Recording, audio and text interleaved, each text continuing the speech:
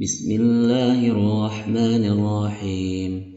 Dengan menyebut nama Allah yang Maha Pengasih lagi Maha Penyayang. Kalau orang ditanya tentang rukun iman pasti pada hafal. Iman dari iman pada Allah, malaikat sampai qada dan qadar. Tapi yang jadi masalah sekarang iman yang disebutkan kemarin itu sama Pak Ustadz, rukun iman itu bagaimana caranya mengimplementasikan ke dalam sholat kita supaya kita itu betul-betul bisa menjalankan rukun iman yang 6 itu di dalam sholatnya. Gitu mungkin Pak Ustadz. Kira-kira nih secara hukum agama seperti yang Pak Ustadz pernah jelaskan kemarin secara singkat, mudah-mudahan sekarang bisa ada penjelasan yang lebih detail lagi Pak Ustadz. Kasih Pak Ustadz. Alhamdulillahirrahmanirrahim. Pertanyaan yang begitu baik, bertalian dengan pertanyaan yang tadi bahwa melaksanakan keimanan kepada Allah itu seperti bagaimana yang bisa menjadi kehusuan dalam sholat. Iya, kan, betul. Kita harus mengetahui iman itu apa. Ya. Yang pertama yang disebutkan iman itu tasdiqul qalbi bima jaa Nabi sallallahu alaihi wasallam, membenarkan hati kepada segala yang datang dari Nabi Muhammad sallallahu alaihi wasallam.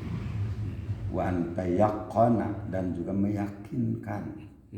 Jadi jangan sampai ragu karena ada yakin, ada setengah yakin, ada ragu, ada yang tidak percaya. Kan gitu. Betul. Jadi antayaqan, harus yakin.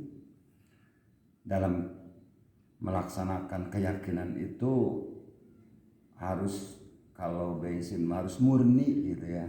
Jangan 2 tak. Tercampur ya. Nah, tercampur. Dalam arti meyakini kepada Allah Subhanahu wa taala dengan kalimat la ilaha illallah. Itu kajiannya ada 4 yang harus kita yakini. Yang pertama, dalam kalimat la ilaha illallah itu harus ada penyerahan diri. Dalam arti diri tidak ada kekuatan, tidak ada kemampuan untuk melaksanakan ibadah dan untuk menjauhi segala yang dilarang oleh Allah Subhanahu wa taala.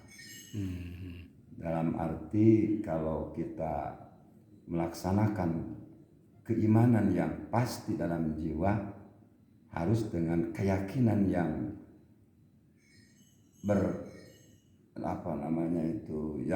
yang membajak gitu ya. Tidak ada Tuhan selain Allah, tidak ada yang disembah selain Allah, tidak ada yang diibadahi selain Allah Subhanahu wa taala. Jadi la ilaha illallah itu bulat, tidak ada Tuhan selain Allah, dalam arti dalam jiwa kita tidak ada yang bisa menciptakan langit dan bumi, dan tidak ada yang bisa merubah kita ataupun menggerakkan kita. Kita digerakkan oleh Allah, kita diberi badan seperti ini oleh Allah, dan juga kita diberikan hidayah untuk melaksanakan ibadah juga oleh Allah Subhanahu wa taala. Jadi keyakinan itulah yang harus pertama kita tanamkan dalam hati, bahwa la maujuda illallah. Tidak ada yang mempunyai kekuatan, mempunyai tapak kerja, hanya Allah Subhanahu wa taala. Kalau bahasa tauhid atau bahasa kalimat thayyibah, di sini kini begini, aku atau kami tapak kerja Allah Subhanahu wa taala. Di dieu kieu ayeuna abdi tapak damel Allah. Kalau di bahasa nasional kan, di sini kini begini, aku hanya tapak kerja Allah. Karena semata-mata karena adanya. Itu beberapa tahapan itu. Di sini isyarat kepada tempat. Ya, di sini sekarang di masjid. Iya. Tempatnya ciptaan Allah. Ya. Semua tempat bahkan relatif bahasa di sini itu. Kalau kita di masjid bahasanya di mana? Di sini. Kita di rumah bahasanya di sini. Kita di Jakarta Di sini. Karena untuk diri sendiri ya. gitu. Jadi bahasa relatif di mana saja kita berada, bahasanya hanya di sini. Itu semuanya yang diduduki oleh kita, baik di dunia sekarang maupun nanti akan kembali kepada akhirat, bahasanya di sini atau semuanya adalah ciptaan Allah Subhanahu wa taala. Kini isyarat kepada situasi. Kini sedang mengaji, kini sedang di kantor, kini sedang bekerja, kan itu. Jadi situasi di sini sekarang kini, di Indonesia sekarang kini kan itu situasi. Ya, betul. Gitu. Tidak ada yang bisa menciptakan situasi walaupun syariatnya atas manusia, tetap kembalilah kepada Allah Subhanahu wa taala. Situasi sebegini, Allah sudah menakdirkan seperti ini. Nah, gitu Tapi ya. yang mengaturnya tetap Allah. Yang mengaturnya tetap Allah. Yang dua itu ya, yakin itu. Di sini, kini, begini itu adalah waktu. Ya. Nah, di sini, kini, begini. Di dia, kia, ayeuna. Gitu. Di sini, kini, sekarang.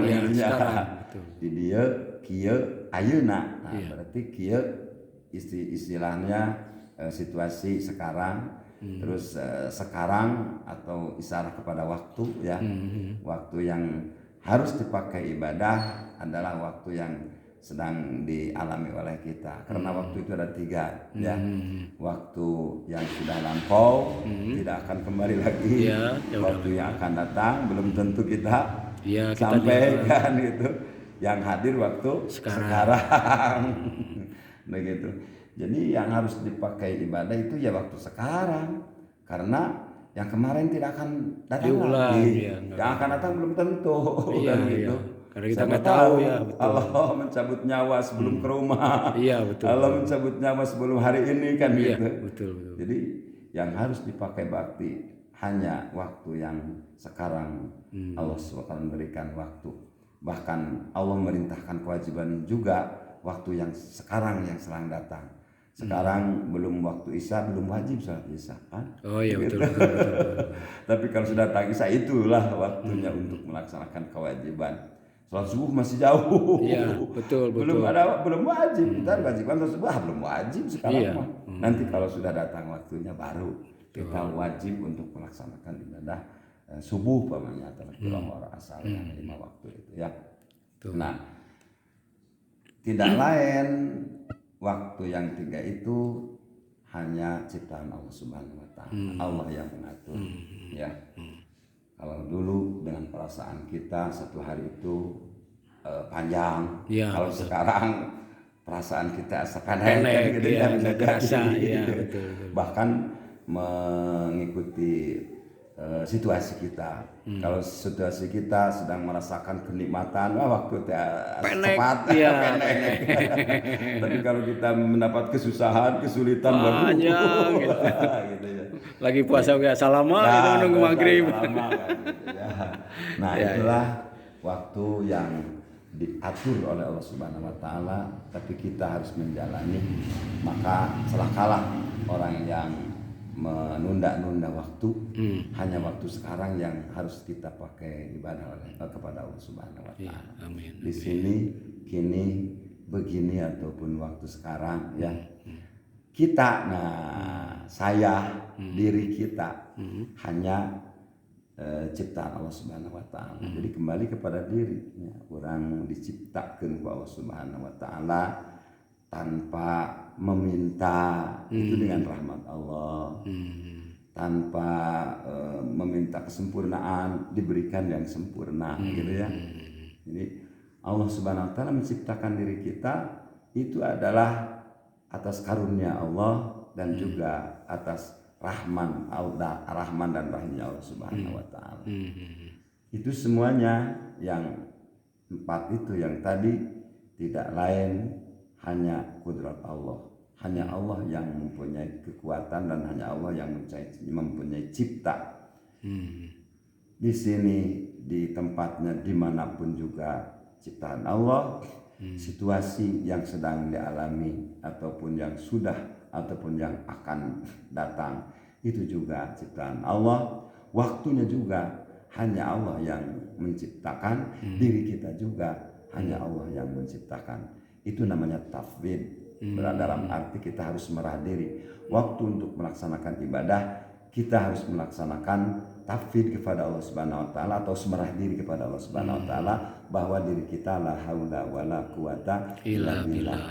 Dengan segala sesuatu yang kita kerjakan tidak ada yang diakui, itu semuanya adalah atas kudrat Allah. La haula wala quwata illa billah.